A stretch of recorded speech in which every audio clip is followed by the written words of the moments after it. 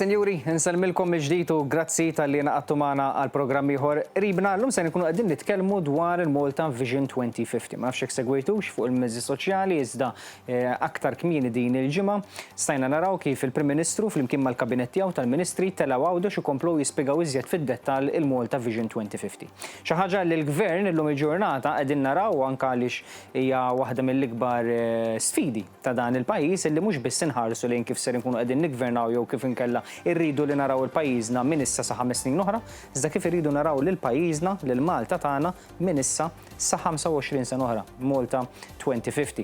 Infatti, Noli minn naħa tiegħu se jkun qed jispjega iżjed fid-dettall x'ħareġ minn dan id-dokument u anke mill-konsultazzjoni u anke minn dak li ħabbar l-istess il-Prim Ministru mexxej tal-Partit Laburista Roberta Bela brabta mal-Malta Vision 2050. Insegwu flimkien. Smajtux bil-viżjoni Malta 2050, din hija r-roadmap għal 25 sena li ġejjin. Viżjoni li se tindirizza l-isfidu u l-opportunitajiet tal-lum u ta' żmien li ġej, mhux għal sena jew sentejn, iżda fuq medda ta' 25 sena biex jitkattar il-ġid. Rridu nagħtu valuri lil dak li għandna u suċċessi ta' pajjiżna, speċjalment is-suċċess ekonomiku li rnexxinna niksbu fl-aħħar snin li dan nindukrawh u ntejbuh. Pajjiżna u xieda ta' ekonomija reżiljenti li llum għandu anke sfidi bla preċedent li sab qudiemu bħal pandemija u l-inflazzjoni, partikolarment fis-settur tal-enerġija. Ir-reżiljenza li wara pajjiżna tidher f'setturi differenti li jvarjaw minn dak tat-turiżmu li kiber sew fl-aħħar snin għal dawk tal-manifattura u l-gaming. Kisba importanti oħra hi kif il-qatt f'pajjiżna kważi ġie fix-xejn. U meta fl-2013 inqas minn nofs in-nies Maltin u Għawċin kienu jaħdmu, illum pajjiżna għandu waħda mill-ogħla rati ta' persuni fid-dinja tax-xogħol fl-Ewropa. Dawn huma ċelebrazzjonijiet ta' pajjiżna, ta' Malta. Iżda s-suċċess ma jiġix waħdu u għalhekk irridu niffokaw fuq prijoritajiet differenti hekk kif irridu nibnu fuq 4 pilastri ewlenin. Fosthom il-bidla fl-investiment attirat lejn pajjiżna biex dan irod valur miżjud li jwassal għal impjiegi ta' kwalità u mhux kwantità. Bl-istess mod allura rridu li l-politika tax-xogħol f'pajjiżna tkompli toħloq l-impjiegi imma li jkabbru il-ħiliet tal-ħaddiema.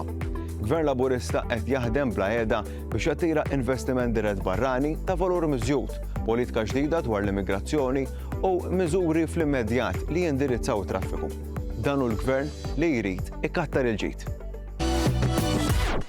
Grazzi lilek Noli, spjegazzjoni dettaljata, konċiża bħal dejjem u hawnhekk nagħmel appellilkom intom iċ-ċittadini telespettaturi li segwu dan il-programm li xek tħobbu lil pajjiżna, tħobbu lil Malta. Din hija l-viżjoni li qegħdin nitkellmu dwarha mhux għal 5 snin oħra, iżda l-ġenerazzjonijiet futuri minn issa sa 25 sena oħra. Kif iridu naraw lil Malta tal-2050. Tistgħu teħtlu nvision2050.gov.mt u hemmhekk tistgħu l-ewwel qabel kollox taraw x'in il-viżjoni, x'qed jiġi propostu anke l-ideat li hemm. Però tistgħu intom stess ukoll tħallu l-ideat tagħkom, il-perspettiva tagħkom dwar kif taħsbu li għandna niffurmaw lil pajjiżna minn issa sa 25 sena oħra. Ġifieri nħeġġiġkom ukoll teħtlu fuq il-website nvision2050.gov.mt u hemmhekk issibu ħafna iżjed informazzjoni dwar din l-istess konsultazzjoni li hija kontinwa għaddejja bħalissa dwar kif irridu naraw lil pajjiżna minn issa sa 25 sena oħra. Senjur minn naħa tagħna ma baqgħna xejn iżjed xi nżidu ħlief li ngħidilkom grazzi mill-ġdid tal-seguna. Jekk tliftu xi programm jew ieħor teħtu fuq il-paġna ta' Facebook qribna hemmhekk tistgħu issegwu dawn l-istess filmati. Naturalment tifakkarkom ukoll li minn hawn ftit minuti oħra jibda l-aħbarijiet fuq dan l-istess stazzjon. Issa, grazzi u nsellmilkom.